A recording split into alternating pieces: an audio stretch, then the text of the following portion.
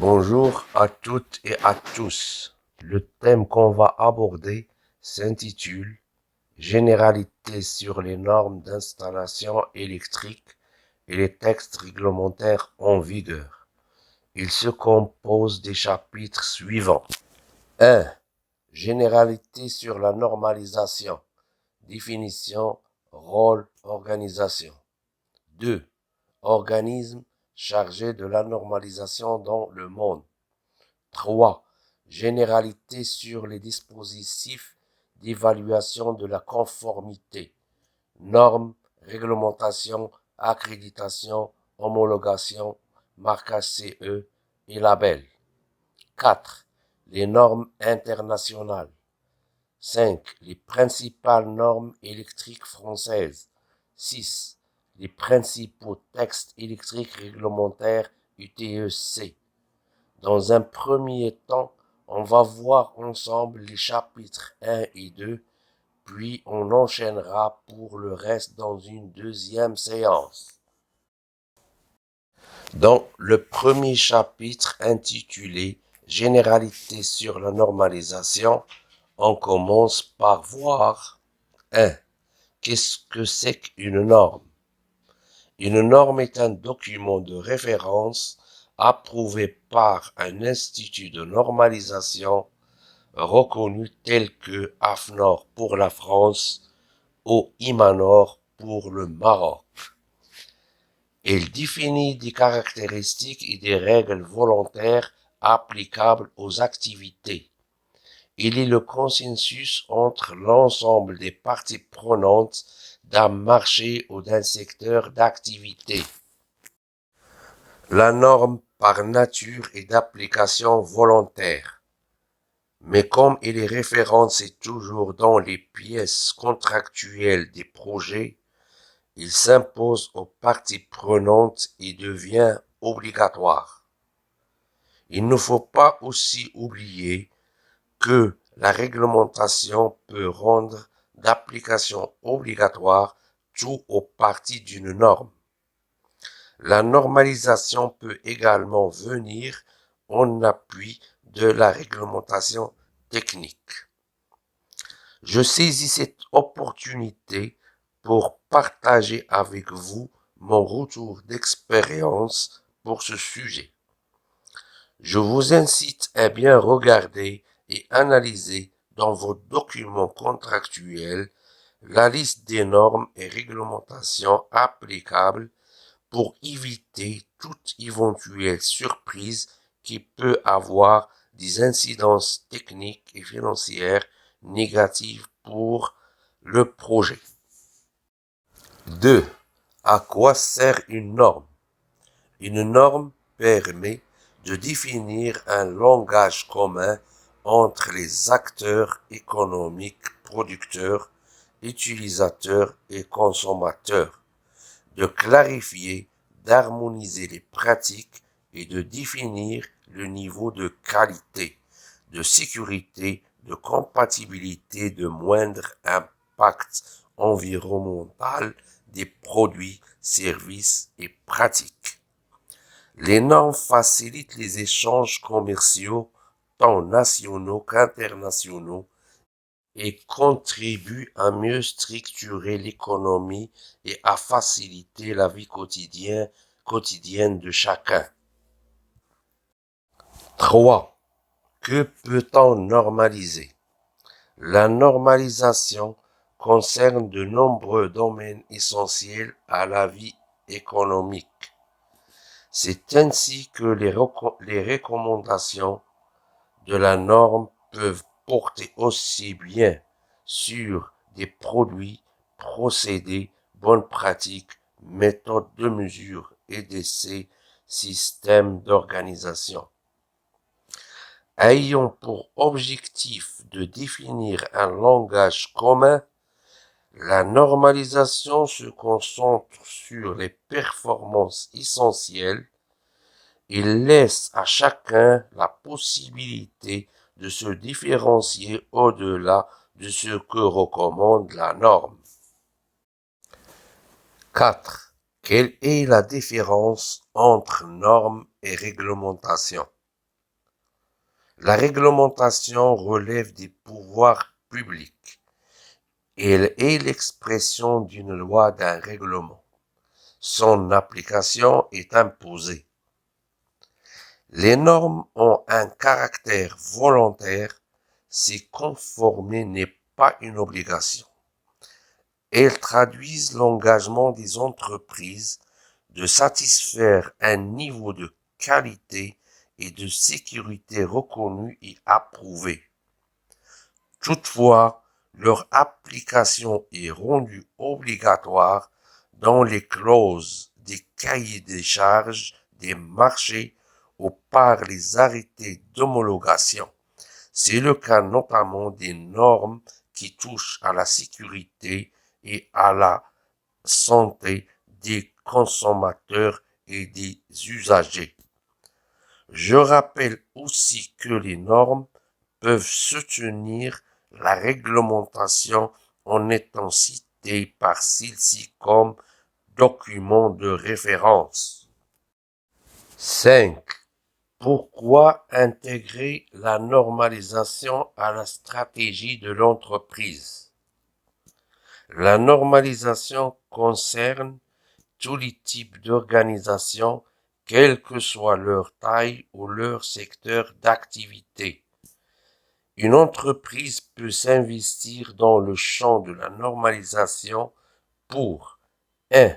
Anticiper les futures exigences de son marché. 2. Valoriser et protéger ses pratiques, produits ou services. Il faut savoir que quand une entreprise participe directement au développement des normes, il se dote en effet d'un puissant levier pour orienter le marché en faveur des pratiques qu'il juge préférables. Par contre, quand elle applique les normes, l'entreprise améliore sa performance, accroît la confiance de ses clients et augmente ainsi ses parts de marché. 6. Les normes favorisent-elles l'innovation? La normalisation est un accélérateur d'innovation. En amont, il fournit des méthodes et des résultats de référence constituant des bases solides et un gain de temps dans le process d'innovation. En aval, il facilite la diffusion des idées d'avant-garde et des techniques de pointe. Elle crée un climat de confiance en faveur des innovations chez l'utilisateur final. 7. Comment prouver la conformité aux normes? La conformité aux normes peut faire l'objet d'une déclaration du fournisseur sous sa seule responsabilité. Elle s'engage par là sur la qualité de sa production, de ses prestations ou de son organisation. Le fournisseur ou le client peut aussi demander que cette conformité soit attestée par un organisme homologué, c'est-à-dire laboratoire, organisme d'inspection, organisme de certification, qui se charge de vérifier que le produit, le service ou le système concerné répond aux exigences de la norme. 8. Comment participer à la normalisation?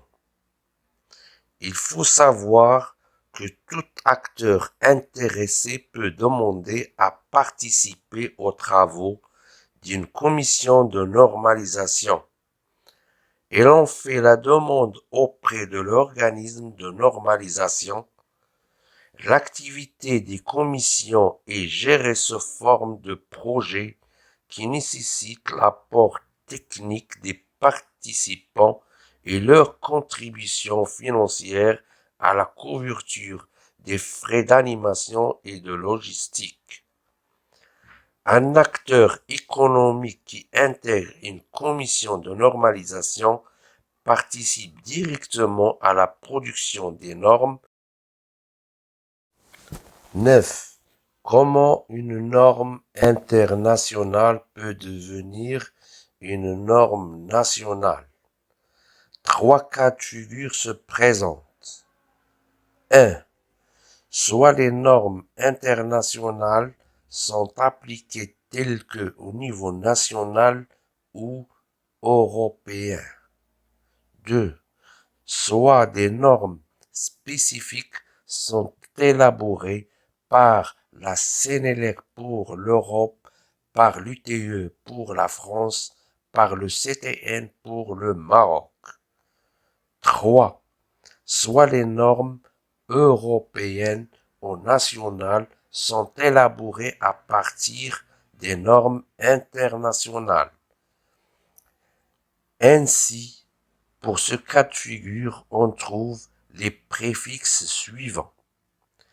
EN signifie qu'il s'agit d'une norme européenne établie sur la base de son homologue international. NFEN signifie qu'il s'agit d'une norme française établie sur la base de son homologue européenne.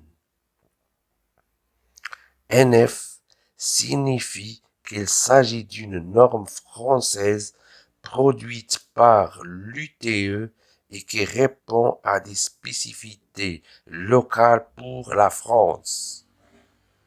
NM signifie qu'il s'agit d'une norme marocaine produite par le CTN et qui répond à des spécificités locales pour le Maroc.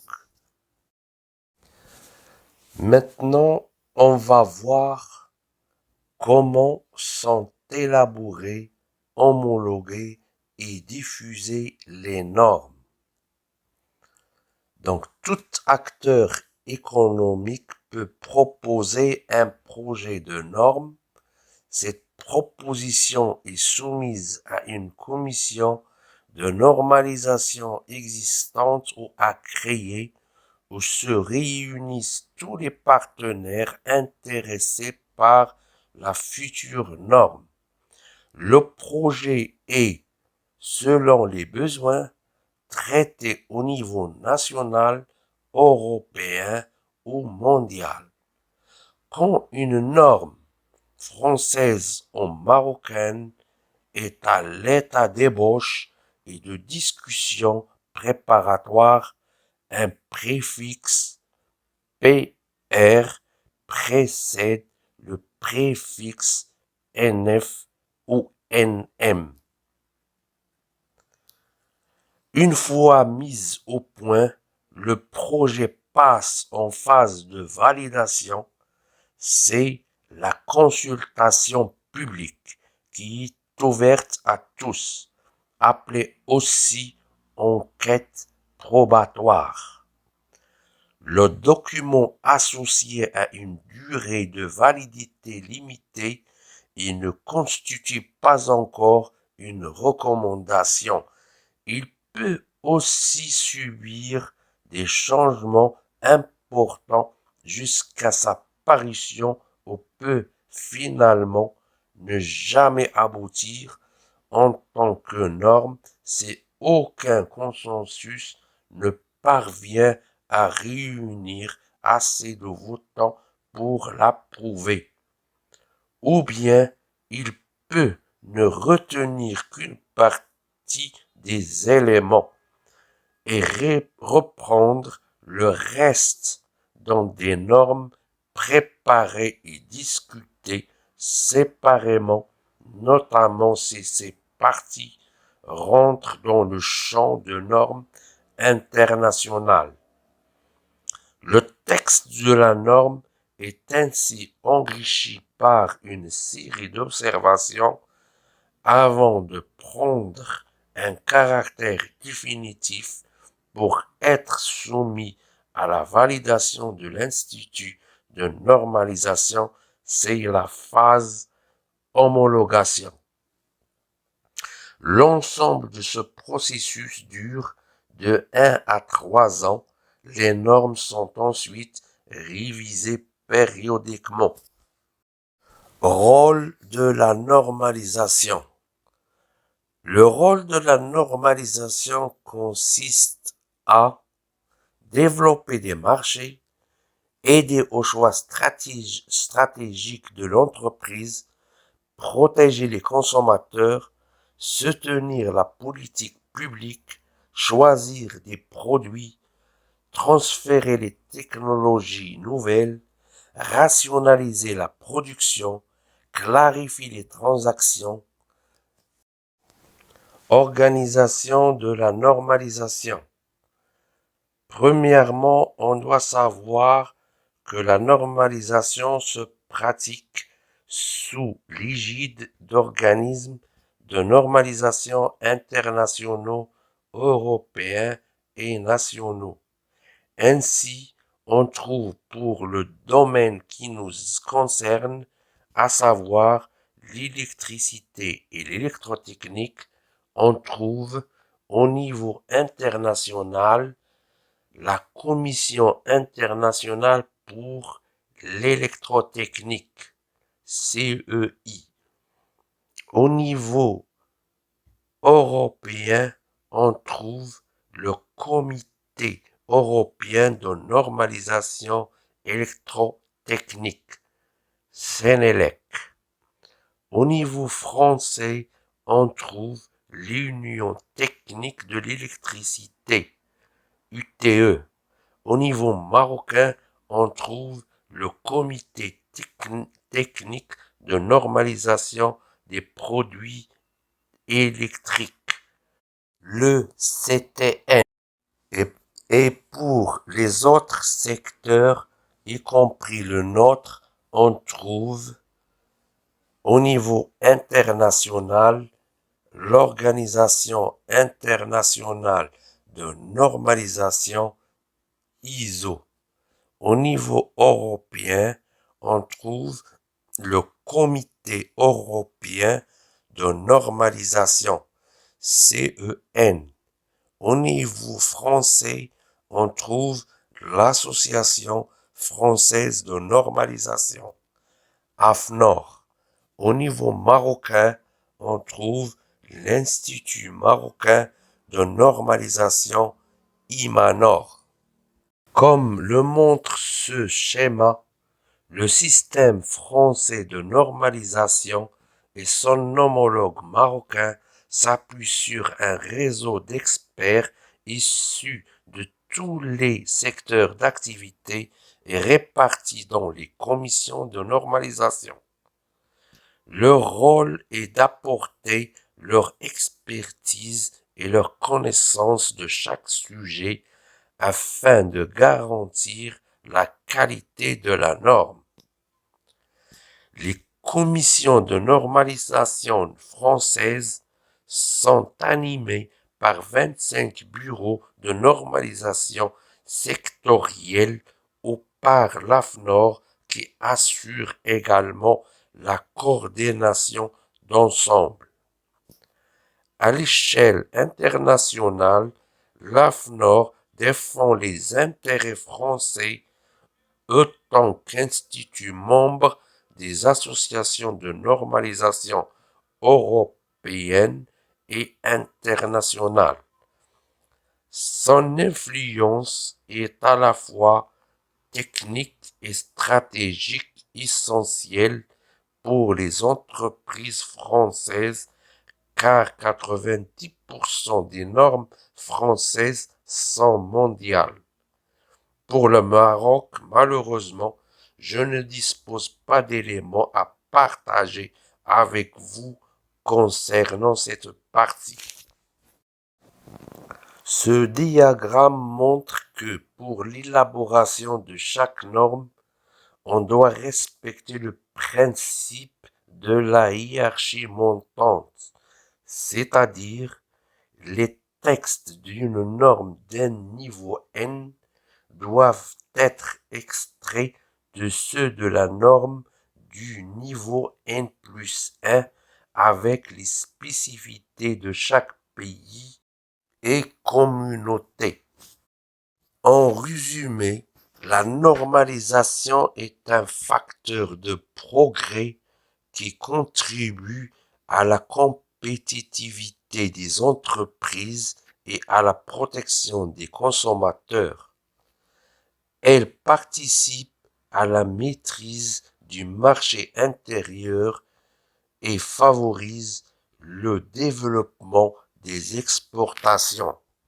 Cependant, les futurs diplômés sont aujourd'hui très peu sensibilisés au rôle de la normalisation et à l'utilisation qu'en font les entreprises dans le développement de leur marché. La normalisation doit donc mieux pénétrer le monde de l'enseignement et il paraît essentiel pour la formation des jeunes générations d'intégrer la connaissance et la formation à la normalisation et au dispositif d'évaluation de la conformité. Et maintenant, on va voir les organismes qui sont chargés de la normalisation. Au niveau international, on trouve 1. L'Organisation internationale de normalisation et qui a pour but de produire des normes internationales dans les domaines industriels et commerciaux appelées normes ISO. 2. La Commission internationale pour l'électrotechnique, CEI, qui a pour mission principale de favoriser la coopération internationale en matière de normalisation. L'établissement de normes CEI a pour but de faciliter les échanges dans le monde en supprimant les barrières techniques, assurer la qualité des produits, garantir l'interopérabilité des produits et systèmes, contribuer à la sécurité dans l'utilisation des produits, contribuer à la protection de l'environnement et à la qualité de vie à travers notamment l'efficacité énergétique et la réduction des émissions à effet de serre. En France, l'AFNOR est l'organisme officiel français de normalisation, membre de l'Organisation internationale de normalisation auprès de laquelle il représente la France. L'AFNOR édite la collection des normes NF et identifie habituellement un document par la forme NF L X X Y Y Y selon le principe illustré dans la figure suivante.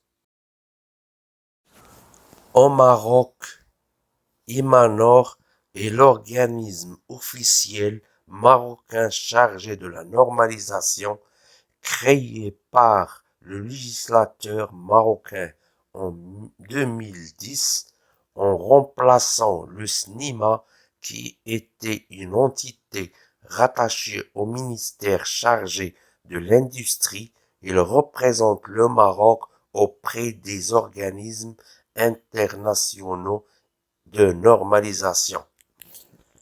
Imanor édite la collection des normes NM et identifie habituellement un document par la forme NM XXYCCC dans la nomenclature nationale marocaine selon le principe illustré dans la figure suivante.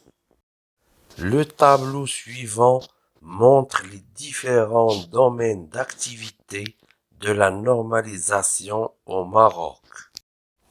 Et pour finir, le tableau suivant montre les missions des différents acteurs de la normalisation au Maroc.